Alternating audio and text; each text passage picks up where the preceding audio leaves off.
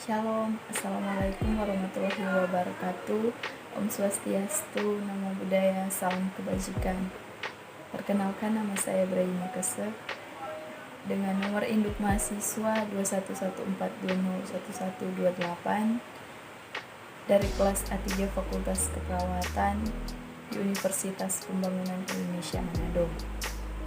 Baik, dalam video kali ini untuk memenuhi tugas ujian tengah semester mata kuliah Pancasila dengan dosen pengampu saya sebut dengan hormat Dr.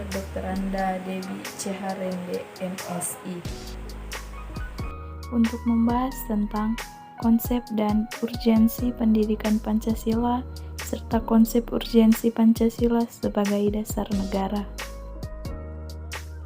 Pembahasan konsep dan urgensi pendidikan Pancasila.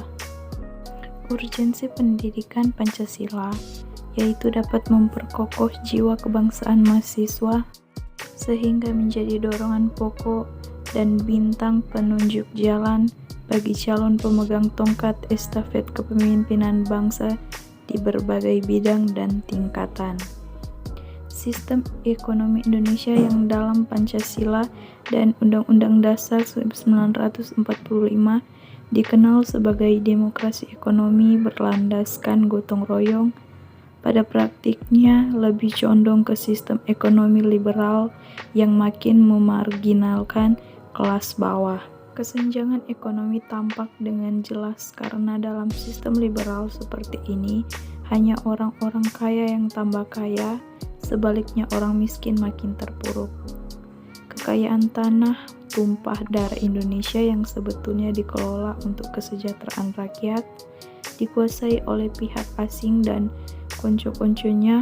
Orang-orang kaya pendidikan Pancasila diberikan karena kesadaran akan semakin derasnya arus ideologi asing, khususnya kapitalisme dan neoliberalisme yang berkat sayap raksasa globalisasi menggempur seluruh pelosok Indonesia tanpa henti. Materialisme, hedonisme, konsumtivisme, serta gaya hidup yang dibentuknya telah dan sedang menerjang sudut-sudut terpencil di Indonesia.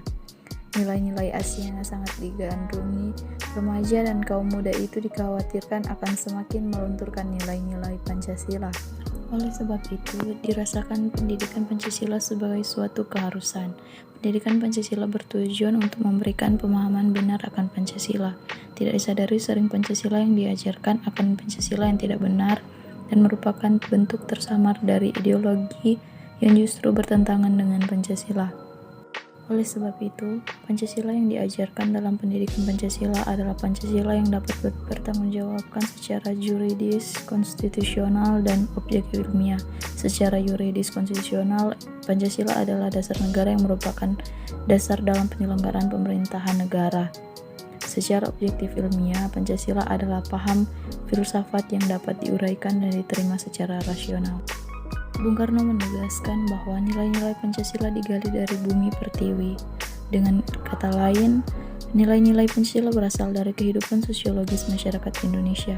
Pernyataan ini tidak diragukan lagi karena dikemukakan oleh Bung Karno sebagai penggali Pancasila, meskipun beliau dengan rendah hati membantah apabila disebut sebagai pencipta Pancasila, sebagaimana dikemukakan beliau dalam paparan sebagai berikut. Pancasila sebagai dasar negara merupakan pemberian atau ilham dari Tuhan Yang Maha Kuasa.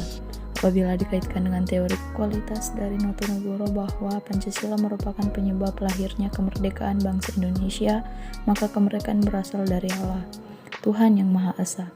Hal ini sejalan dengan makna alinea 3 pembukaan Undang-Undang Dasar 1945. Sebagai makhluk Tuhan, sebaiknya segala pemberian Tuhan, termasuk kemerdekaan bangsa Indonesia ini wajib untuk disyukuri.